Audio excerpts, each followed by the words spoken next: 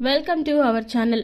తల్లి కాబోతున్న అను కుచుల చేసిన పనికి బయటపడిన మురళి నిజస్వరూపం ఒక్కటైన విక్కీ పద్మావతి. అసలు ఇదంతా ఎలా జరిగిందో ఏంటో తెలుసుకోవాలి అనుకుంటే ఈ వీడియోను చివరి వరకు స్కిప్ చేయకుండా చూసేయండి. ఇక అను అయితే బాధతో ఉంటుంది. ఇక ఆర్య అను ఇద్దరు మాట్లాడుకోకుండా ఉండడంతో ఇదంతా కూడా విక్కీ ఇంకా పద్మావతి గమనిస్తూ ఉంటారు. ఇక పద్మావతి అలాగే విక్కీ వచ్చి అసలు ఏం జరుగుతుంది ఇక్కడ, ఎందుకక్క నువ్వు బావగారితో మాట్లాడుతున్నట్లు లేవు, ఎందుకు మీ ఇద్దరు ముభావంగా ఉన్నారు, ఏమైంది చెప్పు అని చెప్పి అనేసరికి ఏం లేదులే పద్మావతి, నువ్వు నీ పని చూసుకో అనేసరికి ఎందుకు అక్క అలా మాట్లాడుతున్నావు, ఏమైందో చెప్పు నాకు అని చెప్పి అంటే ఇంక అప్పుడే కుచల వచ్చింది.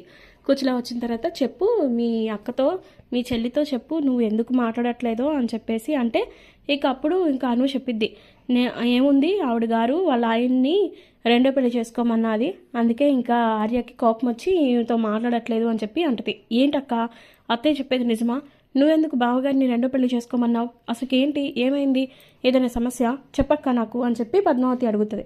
అడిగేసరికి అను ఏమో అదేం లేదు, నాకు పిల్లలు పుట్టకుండా ఇంకా నాకు అసలుకి ఛాన్సెస్ తక్కువ అంట, అందుకే నాకు ఏం చేయాలో అర్థం కావట్లేదు, అత్తయ్య ఏమో వచ్చి నా దగ్గర బాధపడ్డారు, పైగా మా ఆయనకు కూడా నాన్న అని పిలిపించుకోవాలని ఉంటుంది కదా, అందుకే నాకు ఏం చేయాలో అర్థం కాలేదు, అందుకే ఆయన దగ్గరికి వెళ్ళి ఇంకా నేనే ఈ విధంగా మీరు వేరే పెళ్లి చేసుకోండి నాకేం అభ్యంతరం లేదని చెప్పాను, ఇంకా ఆ మాటకు ఆయన కోపం వచ్చి నాతో మాట్లాడడం మానేశారు అని చెప్పి అంటది.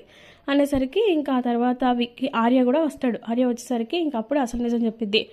ఇక అత్తయ్య ఏమో అసలుకి ఎందుకక్క నీకు ఈ ఆలోచన ఖచ్చితంగా రాదు అని అంటే, ఆయన నాకు ప్రాణం పద్మావతి, నాకు తెలుసు కదా ఆయన నేను వదులుకోలేను, కానీ అత్తయ్య చెప్పిన దాంట్లో తప్పే ఉందనిపించింది, అందుకే అత్తయ్య నన్ను అడిగితే ఇంకా అత్తయ్యే డైరెక్ట్గా ఆయనకి చెప్తే కోపం వస్తుంది కదా, అందుకే ఇంకా నాతో అడిగి చెప్పించారు, అందుకే నేను చెప్పాల్సి వచ్చింది, నాకు తప్పలేదు ఏం చేయమంటావు అని చెప్పి బాధపడుతూ ఉంటుంది. ఇక ఈ మాటలన్నీ కూడా ఇంకా ఆర్య వినేస్తాడు. వినేసి ఇంకా ఒక్కసారిగా షాక్ అయిపోయి ఇక దగ్గరికి వచ్చి నన్ను క్షమించు అను, నువ్వు నిజంగానే నన్ను అలా అన్నావని బాధపడ్డాను, కానీ నువ్వు ఇదంతా కూడా నా గురించి అన్నావని నేను అనుకోలేదు, ఇదంతా అమ్మ చేయమంటే చేసావన్నమాట, నన్ను క్షమించు, నిన్ను దూరం పెట్టాను ఇన్ని రోజులు అని చెప్పేసి బాధపడతాడు. బాధపడిన తర్వాత అయ్యో అదేం లేదండి, కానీ అత్తయ్య గారు చెప్పిన దాంట్లో కూడా తప్పే ఉంది చెప్పండి, ఎందుకంటే ఆవిడికి మనవడో ఉంటే బాగుంటుంది అనిపిస్తుంది కదా, అలాగే మీకు కూడా నాన్న కూతురో కొడుకో ఉంటే బాగుంటుంది కదా, అందుకే నా వల్ల ఎలాంటి ప్రయోజనం లేదు కాబట్టి ఇంకా మీకు వేరే పెళ్లి చేద్దామని డిసైడ్ అయిపోయారు, ఇంకా అత్తయ్య అడిగితే మీరు ఖచ్చితంగా సమాధానం చెప్పరు కాబట్టి నన్ను అడిగించారు, అందులో తప్పే ఉంది, పైగా అత్తయ్య చెప్పిన దాంట్లో తప్పలేదు కాబట్టి నేను మీ దగ్గరికి వచ్చి ఆ మాట అన్నాను, కానీ మీరు అంత డీప్గా హర్ట్ అవుతారని నేను అనుకోలేదు, ఎందుకంటే మీరు బాధపడితే నేను తట్టుకోలేను అని చెప్పి ఇంకా అను అయితే ఎమోషనల్ అవుతూ ఉంటుంది. ఇక అలా అవుతూ ఒక్కసారిగా ఇంకా ఈ ఆలోచనలు పెట్టుకోకక్క ఏం కాదు అని చెప్పి పద్మావతి ధైర్యం చెప్తుంటే ఇంకా అప్పుడే అను అయితే కళ్ళు తిరిగి పడిపోయేసరికి అక్క ఏమైంది అని చెప్పి అంటూ ఉంటే ఇక అప్పుడు ఆర్య ఏమో డాక్టర్ని పిలిచేసరికి ఇంక డాక్టర్ వచ్చి చెక్ చేస్తే ఇక అప్పుడు అను ప్రెగ్నెంట్ అని తెలిసింది. దాంతో ఇంకా అందరూ హ్యాపీగా ఉంటారు. ఇక కుచిలా కూడా చాలా హ్యాపీగా ఉంటుంది. ఇక అప్పటి నుంచి అన్ని విషయాలు అన్ని పనులు కూడా కొంచెం దగ్గరుండి కేరింగ్గా చూడడం లాంటివి చేస్తూ ఉంటుంది కుచిలా అయితే. ఇక పద్మావతికి కూడా గట్టిగా చెప్పిద్ది, చూడు పద్మావతి, మీ అక్కకి సంబంధించిన అన్ని పనులు నువ్వే చెయ్యి, దగ్గరుండి చూసుకో, ఏమాత్రం తేడా రాకూడదు నాకు అని చెప్పి అంటే తప్పకుండా అత్తయ్య, మీకు పండంటి మనవడినో మనవరాలనో ఇచ్చే వరకు ఆ బాధ్యత నాదే అని చెప్పి ఇంకా పద్మావతి కూడా అంటది. ఇక ఆ తర్వాత అదే రోజు సాయంత్రం ఇదంతా చూసిన మురళి అయితే ఇరిటేట్ అవుతూ ఉంటాడు. అసలు ఈ అక్క చెల్లెళ్ళు సంతోషంగా ఉండకూడదు, వీళ్ళు ఇంత సంతోషంగా ఉంటే నేను చూడలేను అని చెప్పేసి ఇంకా అనుకి ప్రెగ్నెన్సీ పోగొట్టాలి అన్న ఉద్దేశంతో అబార్షన్ అయ్యే టాబ్లెట్లు తీసుకొచ్చి ఇంకా పాలల్లో అంటే అను ఏదైతే తాగాలి అనుకుంటుందో పాలల్లో ఆ పాలల్లో ఇంకా అబార్షన్ టాబ్లెట్స్ కలిపేసిన తర్వాత ఇంకా అనుకోకుండా ఒక్కసారిగా కూర్చొని చూసిద్ది కిచెన్లో, ఇదేంటి మురళి ఉన్నాడు అని చెప్పి దగ్గరికి వెళ్ళి చూస్తే మురళి ఇంకా పక్కకి వెళ్ళిపోతాడు. కలిపేసి పక్కకి వెళ్ళిపోయిన తర్వాత ఇదేంటి ఈ పాలల్లో ఏదో టాబ్లెట్లు కలిపాడు అని చెప్పేసి చూస్తే అవేమో అబార్షన్ అయ్యే టాబ్లెట్లు అని చెప్పి ఇంకా గూగుల్లో కూడా చెక్ చేసిద్ది కదా కుచిలా. అలా చెక్ చేస్తే ఇంకా అబార్షన్ అయ్యే టాబ్లెట్లు అని చూడడంతో ఒక్కసారిగా షాక్ అయిపోద్ది. ఇదేంటి అబార్షన్ అయ్యే టాబ్లెట్లని మురళి పాలల్లో కలిపాడు, ఎవరి కోసం కలిపి ఉంటాడు అని చెప్పి ఇంకా తనలో తానే ఆలోచించుకుంటూ ఉంటుంది.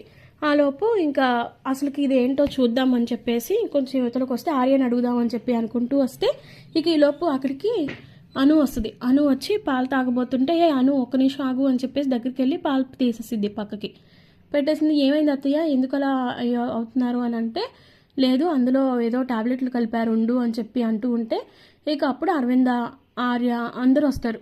విక్కీ, పద్మావతి అందరూ వస్తారు. వచ్చిన తర్వాత ఏంటి విషయం అని అంటే ఇంక అప్పుడు మీ ఆయన ఇందులో ఏవో టాబ్లెట్లు కలిపాడు, అసలు ఆ టాబ్లెట్లు దేని అని చెప్పి చూస్తే ఇంకా ఇలా అబార్షన్వి అని చెప్పి వచ్చినాయి, అసలు ఈ టాబ్లెట్లు అతను ఈ పాలల్లో కలపాల్సిన అవసరం ఉంది అని చెప్పి కుచలో గొడవ చేసిద్ది. అరవింద ఏమో ఏం మాట్లాడుతున్నారు పిన్ని, మా ఆయన ఎందుకు ఇందులో టాబ్లెట్లు కలుపుతారు, అది కూడా అబార్షన్ అయ్యేవి, అను తాగే పాలని తెలుసు కూడా ఎందుకు కలుపుతారు అని చెప్పంటే, సరే అయితే నా మాట నువ్వు నమ్మట్లేదు కదా, కిచెన్కి సంబంధించిన సీసీటీవీ ఫుటేజ్ ఉంది కదా, పద చూపిస్తానని చెప్పేసి తీసుకెళ్ళిద్ది. తీసుకెళ్తే ఆ పాలల్లో నిజంగానే ఇంకా మురళి అయితే ఇంకా టాబ్లెట్లు కలుపుకుంటాడు. కలుపుకునేసరికి ఇంకా పిలుచుకొచ్చిద్ది. పిలుచుకురమ్మంటే ఇంకా రాము వెళ్ళి పిలుచుకొస్తే ఇంకా అప్పుడు అదంతా కూడా అడిగేసరికి ఇంకా షాక్ అయిపోతాడు.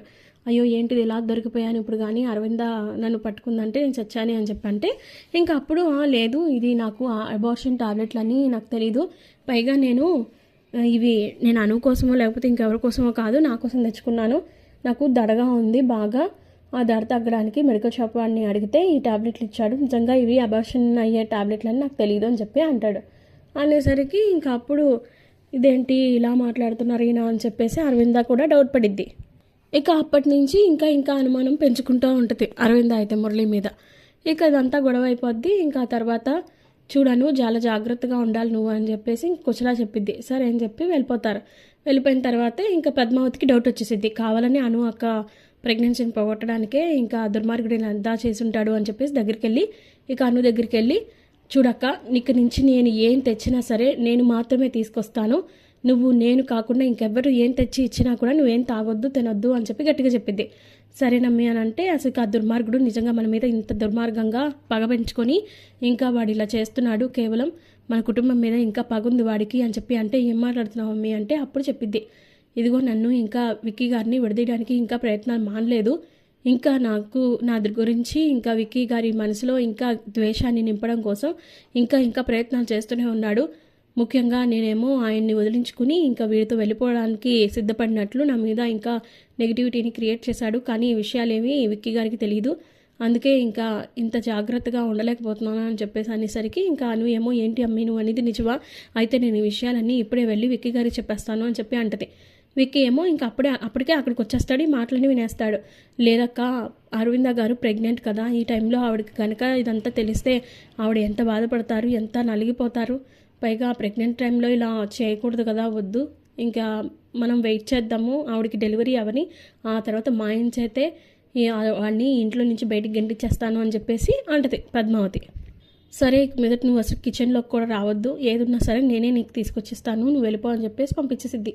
ఇక అప్పుడు విక్కీ పద్మావతి దగ్గరికి వచ్చి, నన్ను క్షమించి పద్మావతి, నేను చాలా తప్పుగా అర్థం చేసుకున్నాను, అది నీచుడు ఇంకా మనల్ని వెంటాడుతున్నాడు అనమాట, ఇదంతా కావాలని చేస్తున్నాడనమాట అని చెప్పనేసరికి ఇంకా అప్పుడు విక్కీ పద్మావతిలో ఒకటైపోతారు. ఇక రాబోయే కథలో ఖచ్చితంగా ఇలా అయితే జరిగిపోతుంది. ఇలాగే జరగాలని అనుకునే వాళ్ళు ఖచ్చితంగా మా వీడియో